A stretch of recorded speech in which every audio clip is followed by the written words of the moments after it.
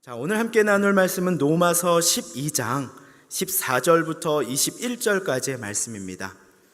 로마서 12장 14절부터 21절까지의 말씀입니다. 제가 가진 성경으로는 신약 257쪽에 있습니다. 로마서 12장 14절부터 27절까지의 말씀이고요.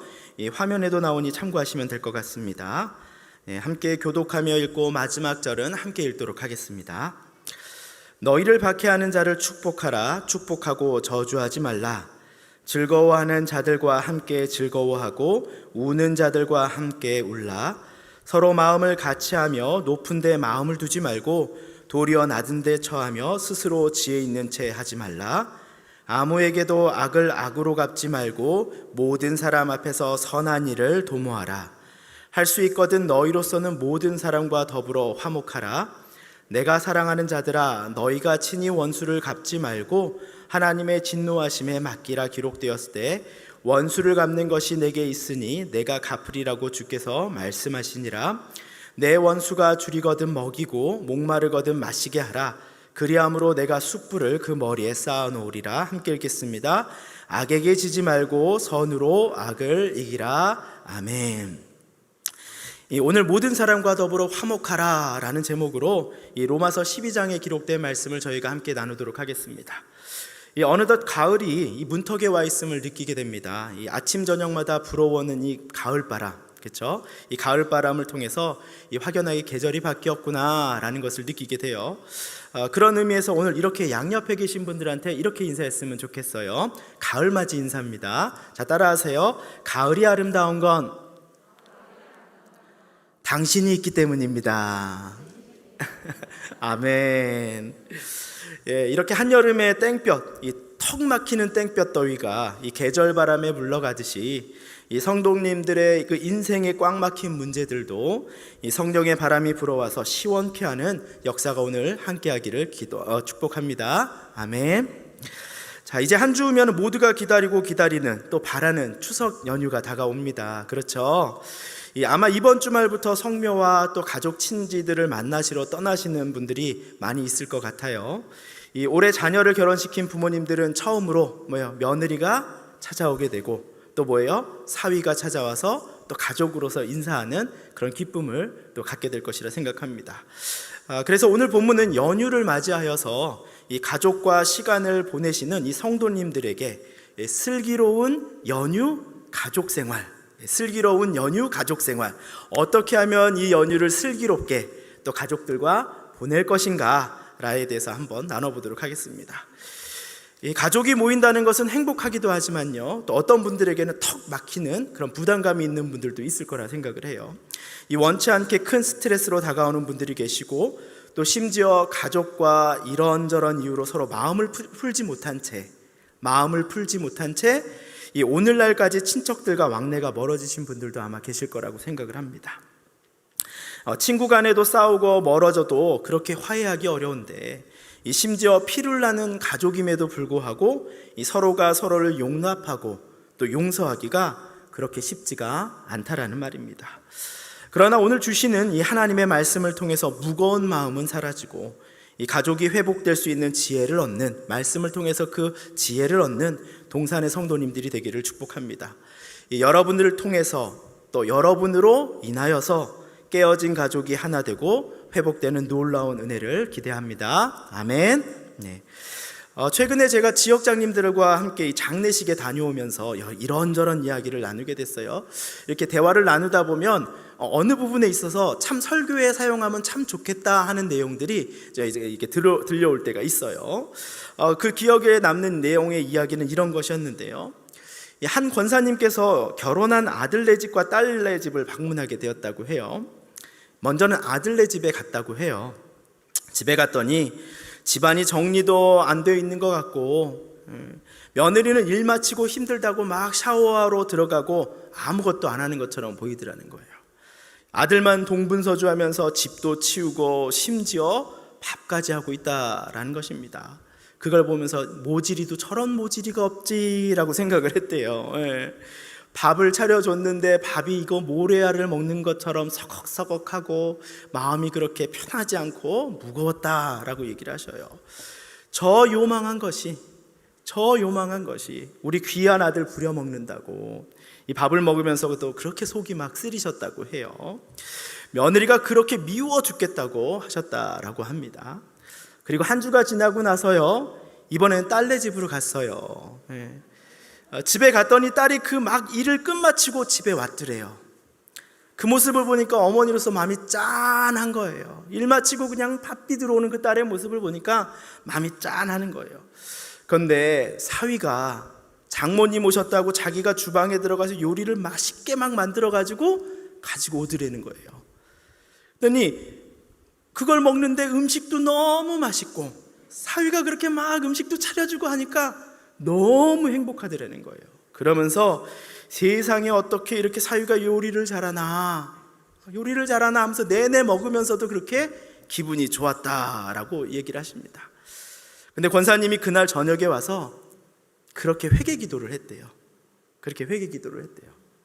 사위가 그렇게 맛있게 저녁 차려주고 애들 봐주는 모습이 그렇게 이뻐 보였으면서도 자기 아들이 주방에서 그렇게 요리하고 집안일하는 모습은 눈에 가시처럼 보기가 힘들었다라는 것이에요. 그렇게 며느리를 그렇게 미워했던 자신의 모습을 회개했다라고 얘기해요. 누구의 이야기예요? 우리 이야기잖아요. 내 이야기잖아요. 그렇잖아요. 다른 거 하나 없는데 내 마음의 감정이 한 사람은 이뻐하는 사람이 됐고 한 사람은 그렇게 미워하는 사람이 됐다라는 것이에요. 어쩌면 우리가 마주하고 있는 가족과 형제 간의 문제들, 심지어 다른 사람과 마주하고 있는 그런 문제들은 사실 문제들이 정말 이해할 수 없을 만큼 큰 문제여서라기보다는 뭐예요? 내 주관적으로 생각하고 결정 내리면서 감정적으로 오해하고 담을 쌓아서 미워하는 경우들이 훨씬 더 많다라는 것이에요. 처음에는 생각이 달라서 아니 그런데 말이야, 아니 그게 이게 아닌가? 내가 옳다 싸우다가 아예 마음마저서 돌아서고요, 용서할 수 없는 사람으로 낙인을 찍어버리는 경우들이 참 많다라는 거예요. 이제는 옳고 그름의 문제가 아니에요. 그냥 원수인 거예요. 마음도 안 통하고 생각도 안 통하는 원수라고 생각을 하는 거예요. 그러니까 죽일 듯이 그렇게 미워하게 된다라는 것입니다. 오늘 본문은 이처럼 삶에서 마주하고 싶지 않은 상황과 그 환경 속에서 놓인 그리스도인들에게 뭐라고 말해요? 할 수 있거든 모든 사람과 더불어 뭐하라? 화평하라, 이렇게 이야기하고 있어요. 할 수 있거든 모든 사람과 더불어 화평하라 라고 얘기하고 있다는 거예요. 조금은 무겁고 힘에 부치는 그 명령을 바울은 우리에게 전하고 있다는 것이에요. 그나마 우리에게 이 말씀이 힘이 되는 것은 앞에 붙어있는 조사 때문에 그래요. 할 수 있거든 이란 말이에요. 바울도 우리가 알아요. 이 모든 것을 할 수 없다라는 것을 알고 있어요. 하지만 너희가 할 수 있거든 선한 것을 바라고 선한 것에 노력해라 라고 이야기하고 있다는 거예요. 우리의 능력으로는 그것이 불가능하지만 하나님을 따르는 그 선을 위한 노력을 게을리하지 말라라고 이야기하는 것입니다. 자, 그런데 오늘 본문에서 우리가 용서하고 마주해야 할 대상, 아까 말했던 것처럼 서로 미워하고 멀어진 사람들, 감정적으로 그냥 같은 가족이니까 이해할 수 있지만 이 오늘 본문에서 이야기하고 있는 우리가 용서하고 마주하고 대면해야 될 사람들은 신앙도 없고 믿지 않고 원수처럼 지내는 사람들이라는 것이에요. 우리를 박해하고 상처 주었던 믿지 않는 이방의 사람, 그 세상의 사람들까지도 그들을 이해하고 화평을 도모하라라고 이야기했다는 것이에요.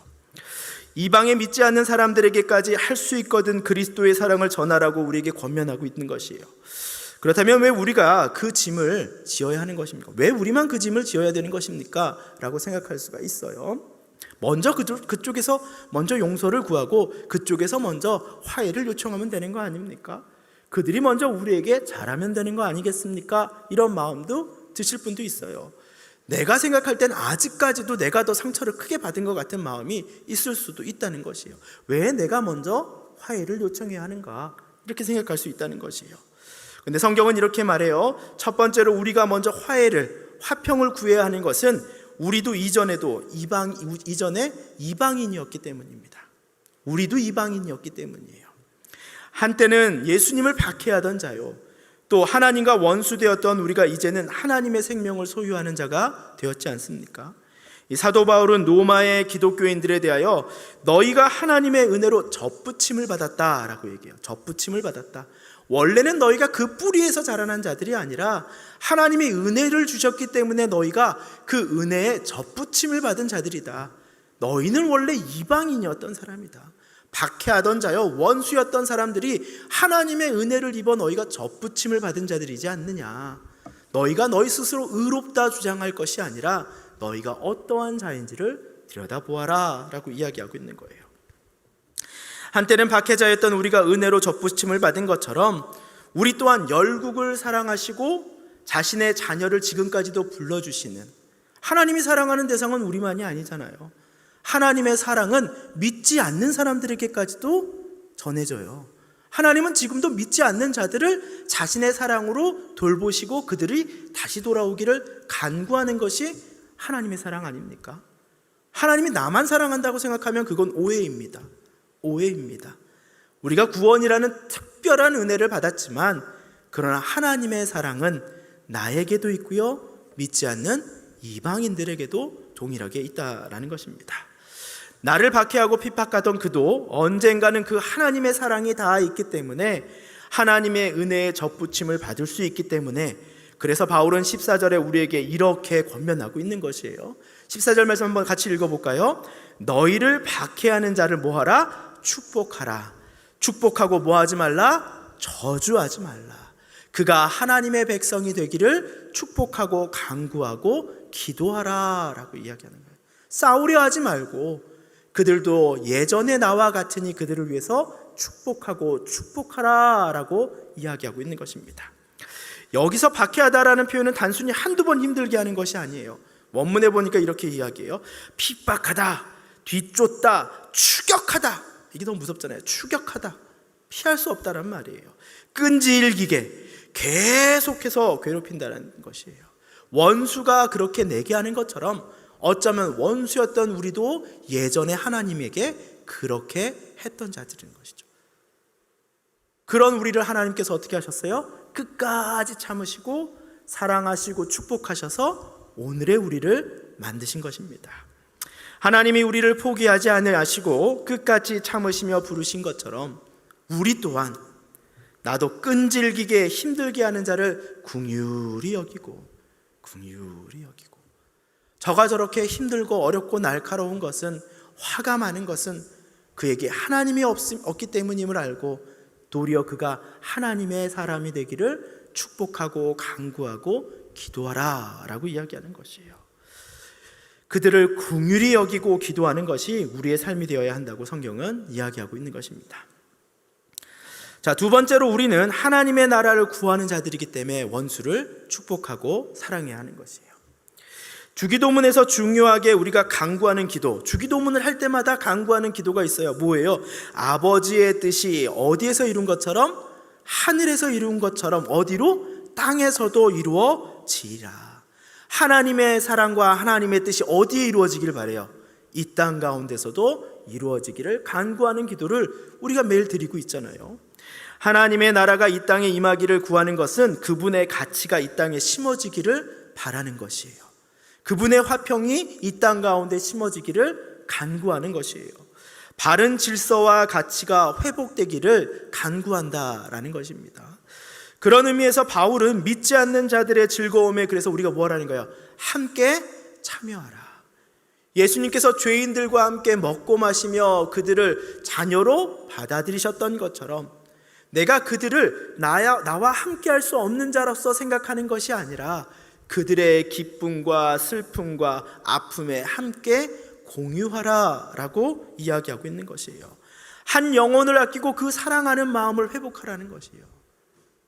사람이 100% 나쁜 사람은 없어요. 그렇죠? 저 사람이 좋은 사람이다 생각하면 그 사람의 장점이 더 많이 보이는 거고, 저 사람이 나쁜 사람이다 생각하면 장점은 어디 가고 뭐만 보여요? 단점만 보여요. 단점이 구인 것처럼 보이는 거예요. 그렇죠? 장점은 1이 있을까 말까 한 것처럼 보이는 거고, 저 사람이 좋은 사람이라고 생각하면 장점이 9가 보이는 거고, 1의 단점은 이해할 수 있는 것처럼 보인다라는 것이죠. 이 15절 말씀과 16절 말씀에 그 내용이 나와 있는데요, 한번 같이 읽어보도록 하겠습니다. 즐거워하는 자들과 함께 뭐하고? 즐거워하고, 우는 자들과 함께 뭐하라? 울라. 서로 마음을 같이하며 높은 데 마음을 두지 말고 도리어 낮은 데 처하며 스스로 지혜 있는 채 하지 말라. 그렇죠. 즐거워하는 자들과 함께 즐거워해야 하는데, 우리 속담이 있잖아요. 사돈이 땅을 사면 뭐가 그렇게 아프대요? 배알이 그렇게 볼린대요. 그렇잖아요. 즐거워하는 일을 즐거워하지 못하고, 또 우는 자들과 함께 울라. 슬픈 일을 당하고 어려운 일을 당했는데 그 사람을 보면서 뭐라 그래요? 아이고, 자업자득이다. 그렇게 생각하세요. 먼저 그를 위로하고 먼저 그의 감정에 공감하는 것은 인간의 기본적인 마음이라는 거예요. 하나님이 우리를 죄인 되었을 때 사랑해 주셨던 것처럼 우리도 그가 날카롭고 그가 미워 보이고 그의 죄가 커 보일지라도 그 영혼 그 자체를 사랑하는 일은 뭐하지 말아야 되는 거예요? 멈추지 말아야 한다라는 말입니다. 우리는 가까워지고자 하는 자와 기쁜 일에 함께 기뻐해야 할 것입니다. 그런데 도리어 흠집 잡기에 열심이라고 말씀드렸죠. 슬픈 일에는 위로가 함께 있어야 하는데 그렇게 하지 못하는 우리의 모습을 보게 되지 않습니까? 여러분, 그런데 본문은요, 그 이유를 이렇게 이야기해요. 우리가 스스로 교만하게 두어 도리어 낮아짐을 취하지 못하였기 때문이다 라고 얘기합니다. 뭐라고요? 도리어 낮아짐을 취하지 못하였기 때문이라는 거예요. 여러분, 교만한 사람은 뭐가 곧다 그래요? 뭐가 곧다 그러죠? 목이 곧다라 그러잖아요. 목이 곧다 보니까 뭐가 잘 안 돼요? 남의 이야기를 잘 들어요, 안 들어요? 잘 안 들어요. 교만한 사람의 특징이 뭐예요? 남의 이야기를 잘 듣지 않아요. 남의 이야기를 잘 듣지 않아요. 도리어 겸손한 사람이 하는 일은 여러분 뭐예요? 듣는 것이죠. 타인의 이야기를 들어요. 어떤 이야기를 해보면 변명하고 이기려 하는 것이 아니라 그렇게 서로 내가 옳다 우기다가 도리어 감정이 멀어지는 경우가 많아요. 겸손한 사람은 타인의 이야기를 듣고 그의 얘기에 공감하고 그의 아픔에 공감하고 그의 기쁨에 공감하는 능력이 뛰어난 것이잖아요. 아까 말씀드렸듯이 귀가 곧은 사람, 목이 곧은 사람들은 타인의 이야기를 듣지 않다 보니 그의 아픔에 공감할지도 모르고 그의 기쁨에 함께하지도 못하라는 것이에요. 그렇게 내가 옳으니 네가 옳으니 그러다 보니까 뭐예요? 감정은 계속 멀어지는 것이죠. 도리어 가까워지는 방법이 아니라 멀어지는 방법으로 가게 된다는 것이에요. 예수님께서 겸손의 입을 입고 이 땅에 내려오신 것처럼 우리도 뭐예요? 겸손의 옷을 입고 가족과 이웃을 대하라고 하나님은 우리에게 말씀하신다라는 것이죠. 이처럼 가족 간의 회복, 사람 간의 회복의 시작은 판단이 아니라 이 상대에 대한 무엇부터 시작된다고요? 공감. 우리 며느리도 얼마나 힘들겠는가? 오늘이 며느리도 얼마나 힘들겠는가? 믿지 않는 우리 친척들도 예수님 없이 살고 있어서 얼마나 힘들겠는가? 저 사람은 왜 이렇게 날카로워? 저 사람은 왜 하는 말마다 저렇게 밉상이야? 저 사람은 정말 왜 그렇게 예수님을 박해하는 거야? 믿는 사람들 왜 그렇게 싫어하는 거야? 그 마음으로 그들과 논리적으로 싸우려 하는 것이 아니라 그들이 왜 그렇게 말할 수밖에 없는지에 대해서 뭐예요? 먼저 공감하라. 그들이 왜 화가 났는지, 그들이 왜 슬퍼하고 있는지, 그들의 기쁨에 나는 함께 공감해 주었는가? 내가 그들의 기쁨에 공감해 주었는가? 먼저 돌아보는 것이 필요하다라는 것이죠. 그래서 유진 피터슨이 적은 이 메시지 바이블에서는요 17절부터 이 18절의 말씀을 이렇게 해석하고 있는데요, 한번 들어보세요. 겸손한 사람아, 되받아치려고 하지 마십시오. 되받아치려고 하지 마십시오. 대신 누구에게나 아름다운 점을 찾으십시오. 받은 대로 갚아주겠다고 고집하지 마십시오. 그것은 여러분이 할 일이 아닙니다. 하나님이 하실 일입니다. 그러니 할 수 있다면 모든 사람과 더불어 사이좋게 지내십시오 라고 이야기하고 있어요. 우리의 감정이 믿지 않는 이방인들과 가족 간의 단절된 문제를 보면 뭐예요? 되받아치려 하지 말라. 누구에게나 아름다운 점을 찾아야 하는데 받은 대로 죄송합니다. 받은 대로 갚아주겠다고 고집하지 말라. 심판은 누가 하신다고요? 하나님께서 하신다. 하나님께서 하신다. 그러니 너희는 할 수 있거든 그들과 화평하라 라고 이야기하는 것이에요. 세상에 스스로 자신을 낮추고 겸손하고 타인의 이야기에 되받아치지 않고 도리어 공감을 잘하며 상대방의 장점을 찾아 격려해 주는 자를 미워하는 자들은 없어요. 누굴 만났어요. 오늘 권사님 만났더니 야 오늘 화장이 왜 이래? 야 그 머리 이렇게 좀 해봐. 야 옷은 그거보다 이거 입는 게 더 좋을 것 같아라고 할 때 마음이 기뻐요. 갑자기 암울해져요. 어디 권사님 만났더니 권사님 왜 이렇게 오늘 이뻐? 머리 너무 잘 됐어. 권사님 너무 이뻐. 나 요즘 살찐 것 같아. 딱 좋아. 그런 분 만나고 싶어요? 매일 만나고 싶죠? 밥도 매일 사주고 싶잖아요. 그렇죠? 공감하라. 그런 사람들이 은혜가 있는 거잖아요. 그 반대의 경우에 도리어 뭐예요? 겸손을 취하지 않고 교만하고 왜 그거밖에 못해? 이거 잘못된 거 아니야? 이거 이렇게 해봐. 아니 이게 이래서 이렇게 된 건데요. 무슨 또 이유를 대는 거야? 그럼 이렇게 해야 되는 거야? 되받아치려 하지 말라. 되받아치려고 하는 사람들마다 뭐예요? 원수를 만드는 거잖아요. 오기로 이기려고 하는 거잖아요. 듣지 않으려 하고 지지 않으려 하고 내가 옳다고 되받아치려고 하니까 결국 미움을 받는 거예요. 정의를 외치는 사람들 치고 조심해야 될 사람들이 많아요. 내가 정의를 외친다는 건 다른 말로 말하면 내가 옳다라는 거를 증명하고 싶어 하는 거예요. 제가 좋아하는 말이 있어요. 증오는 뭐는요? 증오는 정의라는 이름 뒤에 숨는다.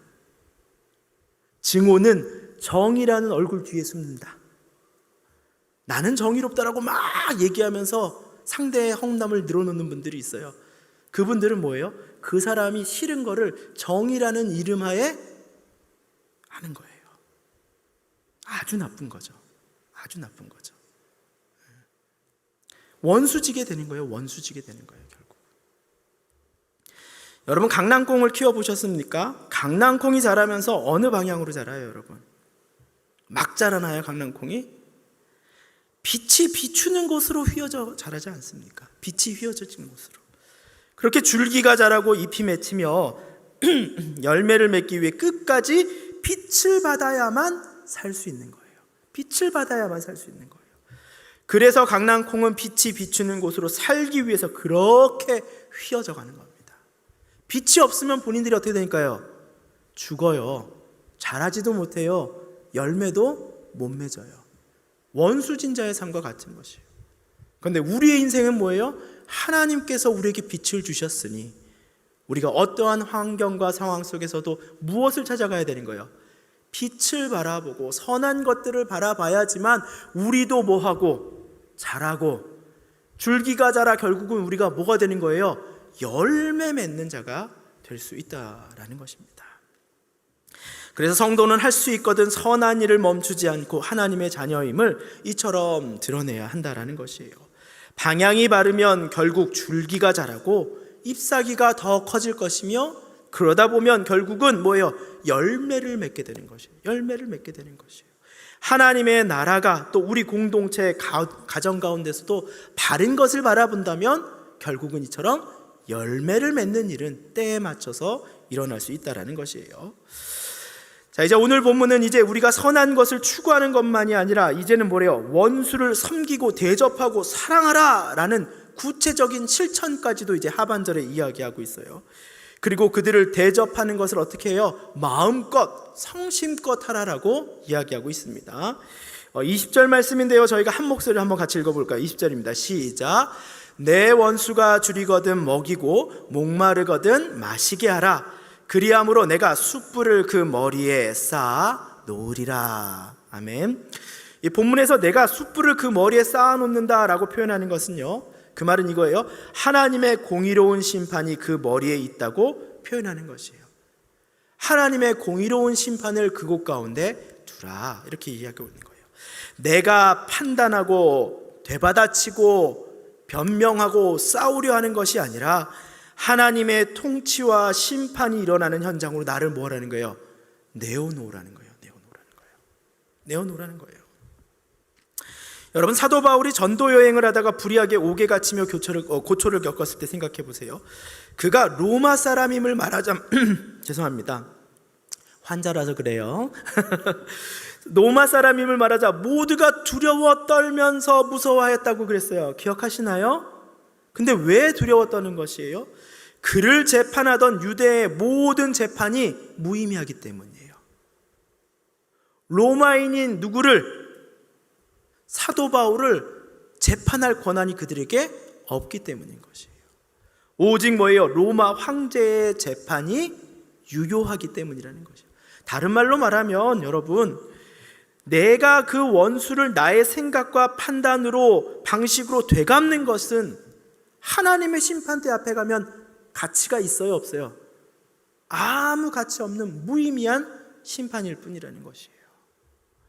우리의 억울하고 답답하고 힘든 삶의 문제를 원수를 마주하는 그 상황에서 하나님의 방식으로, 하나님 숯불을 그 머리에 놓아 주시옵소서, 나는 그것을 하지 아니하겠습니다 라고 고백하는 것이에요. 하나님의 방식으로 하나님의 일하심을 구할 때 하나님은 그 모든 것을 한치의 오차도 없이 재판해 주시고 판결해 주실 것이다 라는 것이에요. 여러분, 병에 걸렸어요.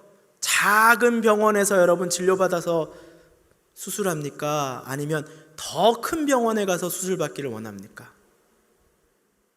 어떻게 하면 한국에서 가장 좋은 병원에서 내 수술을 받을 수 있을까 고민하지 않아요? 병 하나도 더 큰 병원을 찾아가서 그렇게 치료받기를 간구하는데, 원수 앞에는 뭐예요? 작은 병원에서 수술받는 것처럼 내가 이리 판단하고 저리 판단하고 찢어놓고 갈라놓고 하고 나서 뭐예요?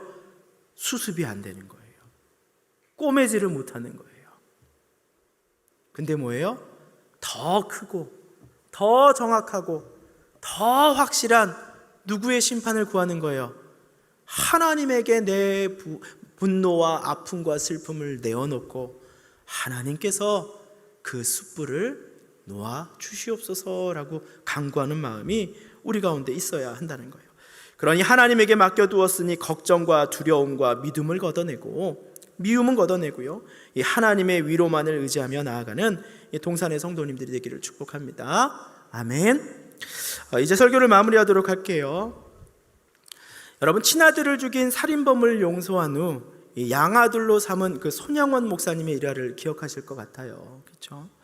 이 광복 후에 좌익과 우익으로 나누어 대립하던 이 전남 순천에서 이 반란군에 의해서 손양원 목사님의 두 아들은 예수님을 믿는다는 이유로 반군에 체포되어서 사형을 받게 됩니다.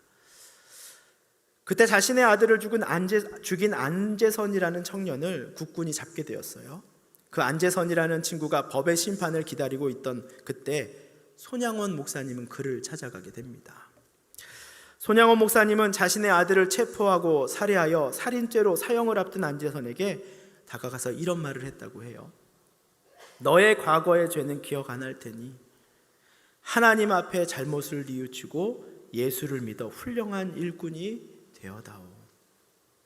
내 죽은 두 아들이 할 일을 내가 대신해 주기를 바란다 라고 이렇게 이야기했대요. 그때부터 법정은 이 세상의 판단, 세상의 재판이 존재하는 곳이 아니라 하나님의 통치가 드러나는, 하나님의 심판이 있는 사랑과 회복의 법정이 되었습니다. 그곳은 사람을 죽이는 곳이 아니라 사람을 살리는, 영혼을 살리는 재판이 되었던 것이에요. 그렇게 손양원 목사님은 자신의 친아들을 죽인 살인범을 양아들로 삼았다라고 이야기합니다.